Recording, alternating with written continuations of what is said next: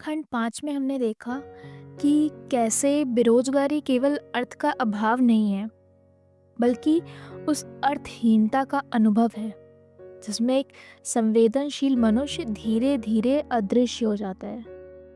नमस्कार, स्वागत है आपका वन पेज ऑडियो बुक्स में।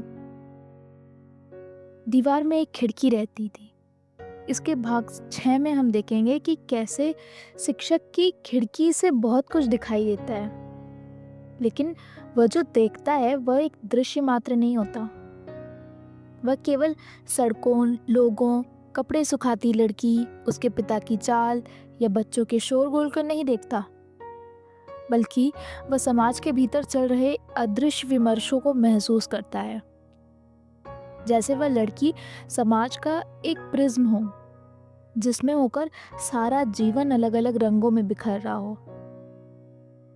इस खिड़की से झांककर वह देखता है एक वर्गीय समाज को, जहां आदमी का मूल्य उसके कपड़ों, वेतन, चाल और भाषा से तय होता है। जहां एक शिक्षक की दृष्टि किसी अधिकारी की निगाहों से कमतर समझी जाती है।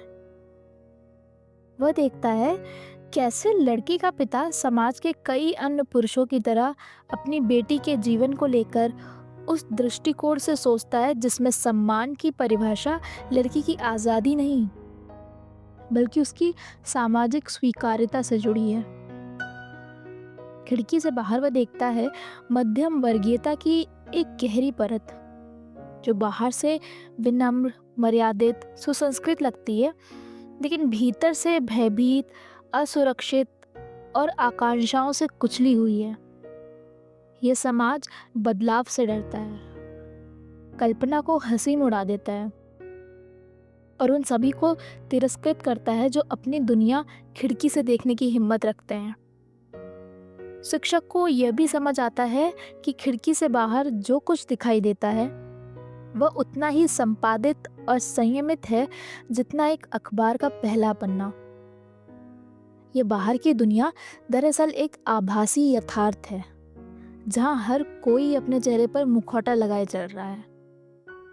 वह यह भी देखता है कि लोग संवाद नहीं करते, वे संकेतों में जीते हैं, और यह संकेत इतने महीन, इतने जटिल होते हैं कि केवल एक संवेदनशील व्यक्ति ही उन्हें पढ़ सकता है। शिक्षक के लिए यह खिड़की धीरे धीरे दर्शक की आंख से बदलकर विचारक की आंख बन जाती है। वह बाहर देखकर समाज का मनोविज्ञान पढ़ता है। उसमें नैतिकता बनाम व्यवहार, मर्यादा बनाम आकांक्षा और दिखावे बनाम अस्तित्व के बीच चल रही लगातार खींचतान को समझने की चेष्टा करता रहता है।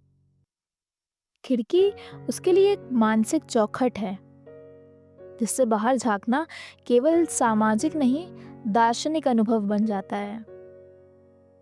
लेकिन ये खिड़की एक चेतावनी भी है कि यदि वो बाहर जाने की कोशिश करेगा तो दीवारें उसे रोकेंगी, क्योंकि ये समाज किसी संवेदनशील व्यक्ति को देखने की छूट तो देता है, लेकिन बोलने और छूने की स्वतंत्रता नहीं।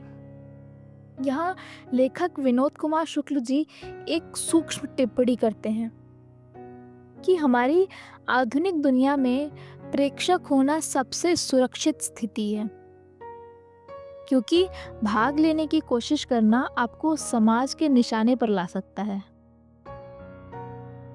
शिक्षक जानता है कि यदि वह लड़की से बात करेगा तो यह उसकी सुरक्षा को खिड़की तोड़ने जैसा होगा, जिससे वह सब कुछ देख पा रहा था, लेकिन जिसमें रहकर वह खुद को अदृश्य बनाए रखता था। इसीलिए वह चुप है। उसकी दृष्टि सच देखती है, लेकिन उसका मुंह उसी समाज की तरह मौन है जिसे वह हर दिन खिड़की से देखता है।